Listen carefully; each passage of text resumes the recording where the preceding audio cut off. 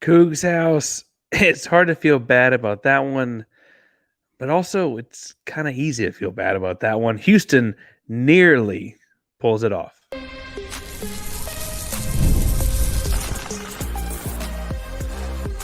You are Locked On Cougs, your daily podcast on the Houston Cougars, part of the Locked On Podcast Network, your team every day. Welcome to Locked On Cougs, your daily podcast on the Houston Cougars. I'm your host, Houston-born teacher and coach Parker Ainsworth. And whether you're a Houston fan or just a hater who came to step by, thank you for making us, I guess at this point, we're probably your last listen of the day on a Saturday night, or maybe you're tuning into a bunch of different post-game shows from a bunch of different places all over the world. But we appreciate you making us whatever listen of the day we are for you at this live edition and reaction show to Locked On Cougs. The Houston Cougars fall to Oklahoma in Norman, 16-12. And it was kind of a weirdly gut-wrenching result that I think on the surface, everyone would have been really happy about if you told them was going to happen on Friday. And by the end of the game, felt kind of like why did we let that happen the way it did kind of game. Today's show is brought to you by Game Time. More on them later. Great place to get tickets, lowest price guaranteed. But Houston, again, falls 16-12 to Oklahoma and Norman. Oklahoma is ranked in the top 15, a bunch of movement in the top 25 this week. I'm sure they actually move up in the rankings. I want to talk some about the Big 12 and some about the defense and how special they were. But I guess we got to talk some today about what did we just watch. Again, Willie Fritz in the second game, week 2 of the Willie Fritz era, marches into Norman and keeps it to a one-score game that you could argue they should have had an even better shot to win. Now, we could talk ad nauseum about the muffed punt call early that was apparently looked very clearly like the wrong call to me on the review. We could talk about the botched safety call late, which again looks very much like the wrong call to me on the review. However, again, Houston-born teacher and coach. The coach in me likes to think about things that or take it to places where the players have control, the coaches have control, right? And so I'd rather lean on like Mekhi Music to go catch the ball instead of letting it bounce once there in the early going. I like to get to the fact that running back needs to get vertical when he feels pressure and not leave it up to the line judge to determine whether or not he was in the end zone. I think Max 343 hits nail on the head here by saying that he's proud of this team. Great game was in the game, the whole game, exciting. We almost got the upset when OU was favored by about 28.5 points. I think FanDuel, we had it at about 27.5 by the end of the week. But man, oh man, 27.5, 28.5, the whole game did not reach 28 points in this defensive masterclass. I think the guy drawing a lot of heat, both in the comment section and online in this game, is Donovan Smith. It's not often the quarterback can go 24-28 against a Oklahoma Sooner defense that's going to make some noise in the SEC and ultimately still face criticism. But I want to talk some about that in this segment because I do think that some things are valid, some things are play calling, some things are beyond people's control, right? So Donovan Smith, again, 24-28, 260 yards, a touchdown, and a pick. He was also sacked a few times. I think I have down here 2 times for 8 yards in total. A couple of those incompletions I should also stress were throwing the ball out of bounds instead of taking a sack. People count those in different ways and different things. Donovan Smith played very conservatively against Oklahoma, hence scoring just the 1 touchdown, right? And what I can't tell is that Donovan, is that Barbay, is that both, is that Barbay calling it for Donovan, is that Donovan playing within Barbay? I'm figuring that relationship out. I do know that last year it felt like Donovan Smith was a fairly conservative guy at times, but he also didn't necessarily have the play calling for that. And he also took some chances with some strong receiving core, right? There's a little bit different offense. This year, in game 2, you kind of needed big plays at some point in the game. You keep it conservative throughout the most of the game to keep it close, but 24 completions for 260 yards is really, really low. Houston had just 3 completions, if I'm looking at this correctly, of over 10 yards. One of which was a 44-yard touchdown to Joseph Manjack. That's tough. Again, conservative for the majority of the game, keeps the game close. I get that. At some point, you got to take the shot, right? And like there was one point in the late fourth, he's trying to throw the pump and go fake receiver screen. He pumps, he looks at the go's not there, he comes back down to the check down. If that happened more often, it'd probably be a little bit different kind of feel. But again, a little over 10 yards per completion is not great, right? It's just not great. Looks like he's about 9 yards per target on the day. That's still also not great. I would point out again that there were moments where I felt like he was playing good enough to win, and then ultimately it was not. I also didn't think he was playing poorly enough to get benched because I do think some of the play calling was conservative and did not help him out. You're calling plays where the go-to throw is in the flat. That's going to be a short throw. They called, as by my count here, 28 rushes, 28 run plays. Again, against an OU defense that's front seven is going to be as competitive as anyone in the SEC. That, again, is not necessarily the most quarterback-friendly play calling in terms of like giving him a chance to go win the game. And so that's where I go back and forth. People call me an apologist for a lot of these guys at Houston all the time. I am a fan, right? I am a fan and a coach. I coached 9 years of high school varsity level football.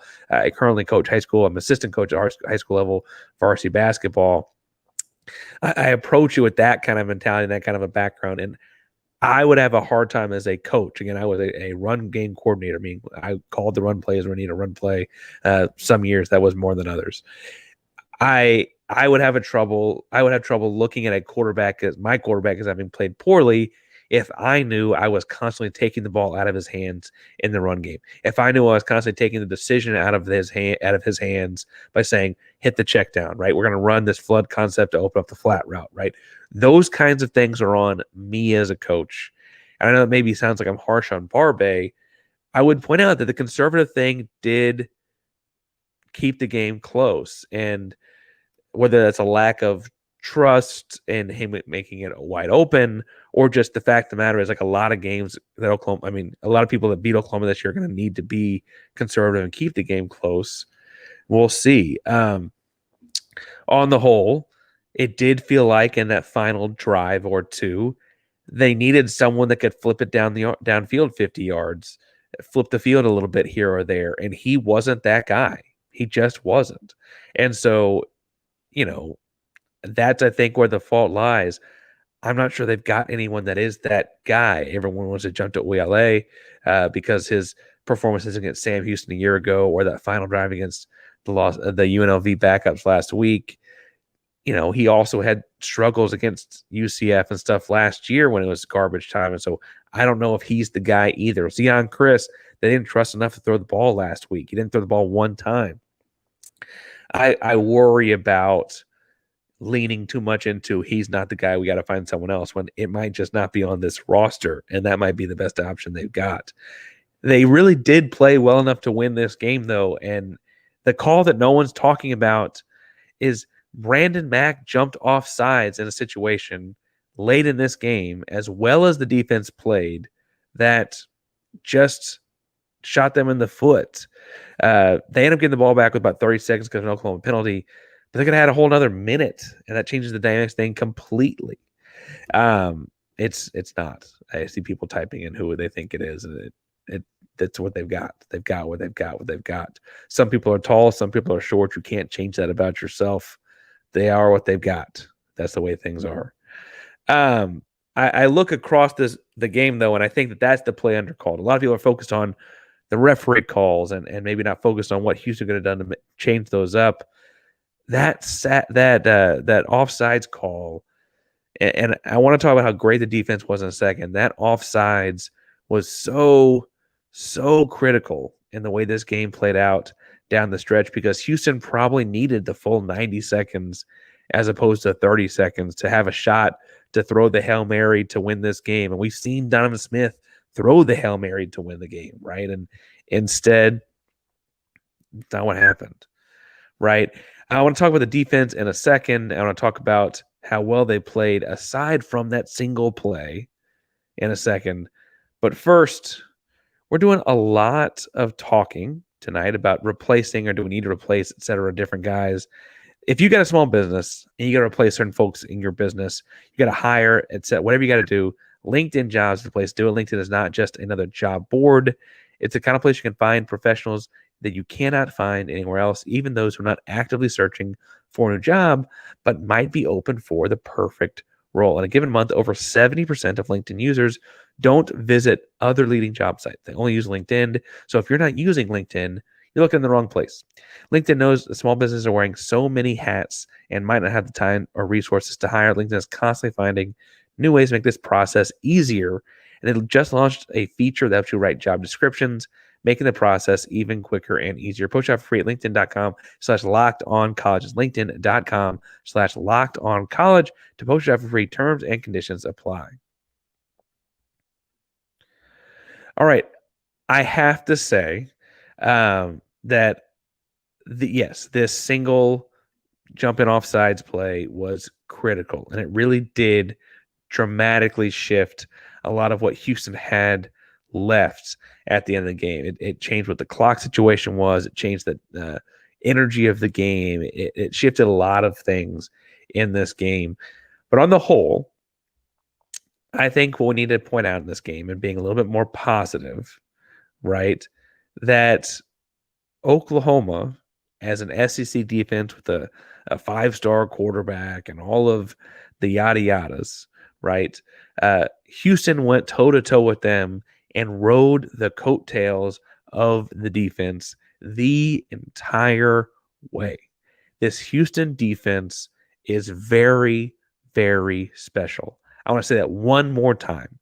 The Houston Cougar defense is very, very special. A.J. Halsey led the team in tackles with 11 tackles, but Michael Badden had a pair of sacks. Keith Cooper had sacks and 3 tackles for loss.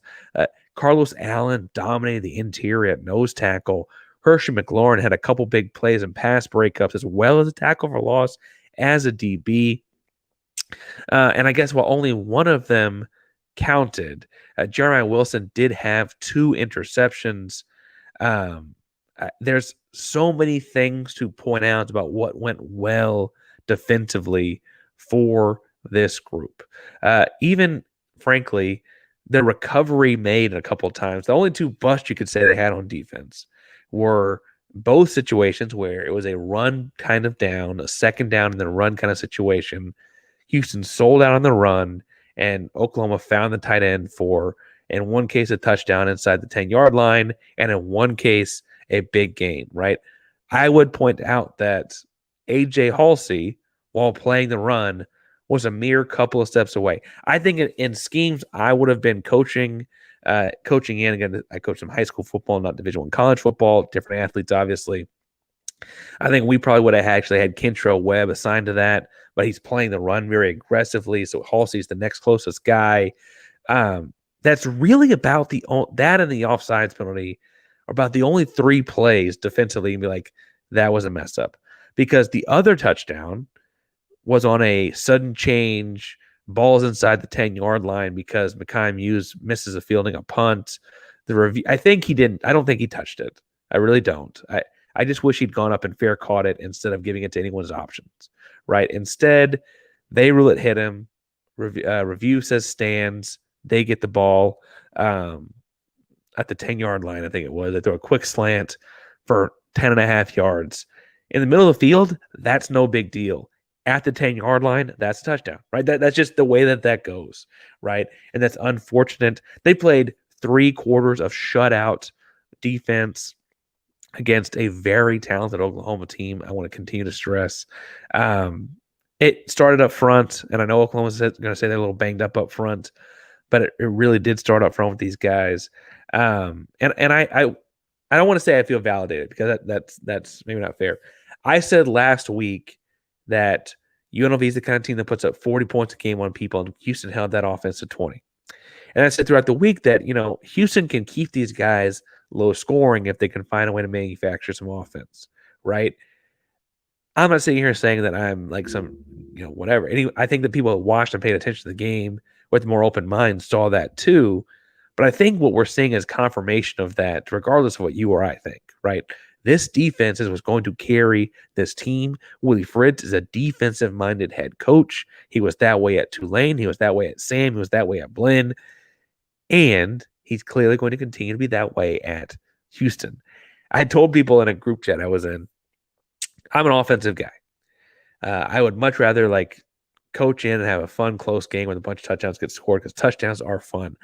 I think after games like tonight, I'm realizing that's because I'm not built for this 16-12 heart pumping the entire time kind of game. I'm way calmer in a 45-48 game. I don't know what that is, but oh my Lord, that was an exciting one because of that, right?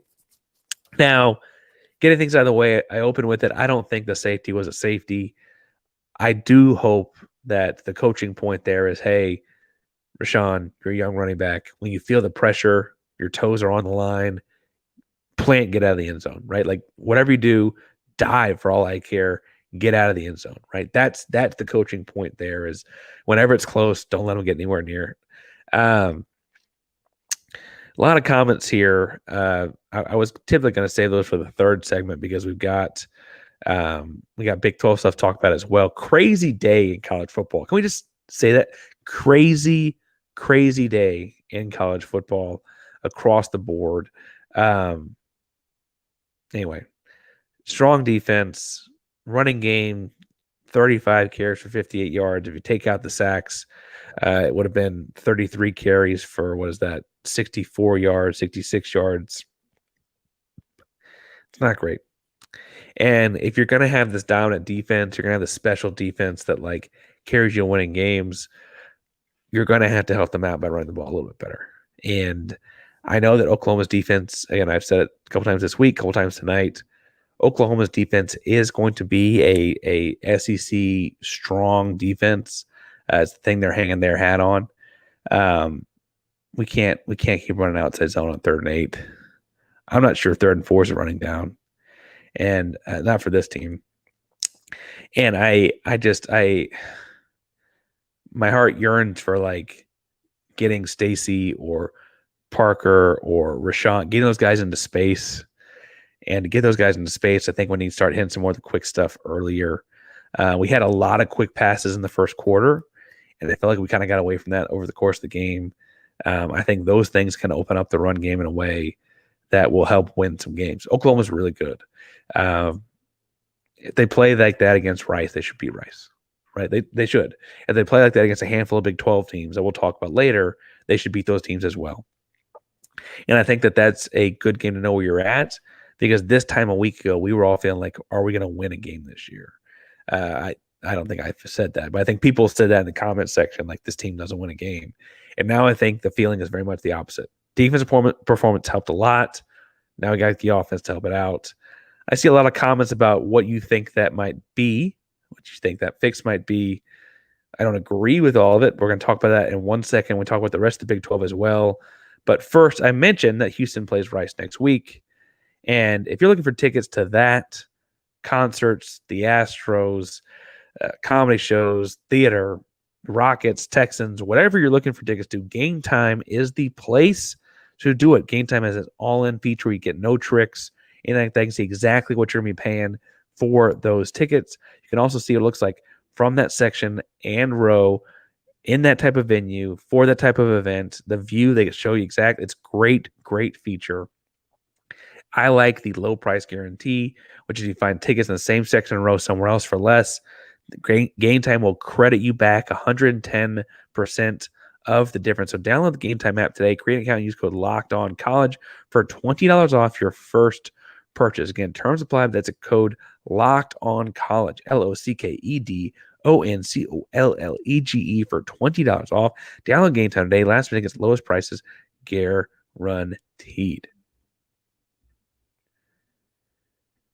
All right, I want to talk some about the Big 12, and I got lots of comments here.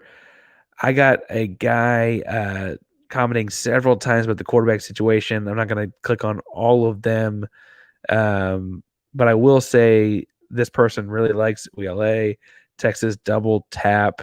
The one I'm pulling up is if he gets quarterback right, winning the Big 12, believe it. We can't count on playing perfect games in order to win.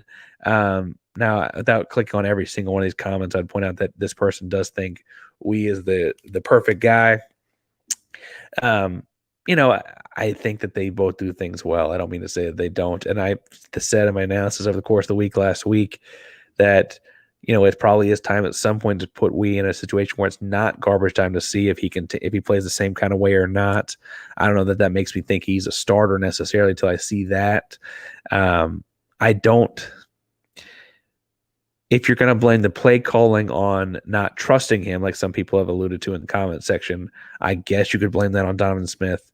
I do think Barbe called a very conservative game beyond the point that was reasonable, meaning that it went past time for that over the course of the game. At some point, you got to try and take a deep shot. Houston Sky doesn't think the quarterback's very good. 24-28, only took 2 sacks. Pretty good defense there. I'm not sure he's the pro that CBS and folks were saying over the summer. I certainly don't think he's bad. I think that it's a guy that missed the spring, is shaking off some rust. He looked a lot better in week 2 than he did week 1. I think that much is for sure. If he makes the jump between week 2 and 3 or 3 and 4, they did between 1 and 2, we're talking about a whole lot different kind of quarterback. I think that much is very clear. Devin said, I don't know if I was the one that said I don't know if I was going to win the game. Well, I appreciate the honesty there. Kenneth Cole, longtime listener, says the difference between last week and this week makes me think that we're at least moving the right direction. And I do have a future to look forward to, maybe even within this season. I think that that's the deal here, is like this was a Willie Fritz kind of game because he walked in Norman, Oklahoma, and the team was clearly not scared. Play calling might have been. Some people in the comments are saying the quarterback might have been, but that's a team. It's a 105-man roster. That did not look scared. Defense certainly looked ready to roll. And I also think that the other thing is, like, they clearly found things from last week, corrected them, and got better.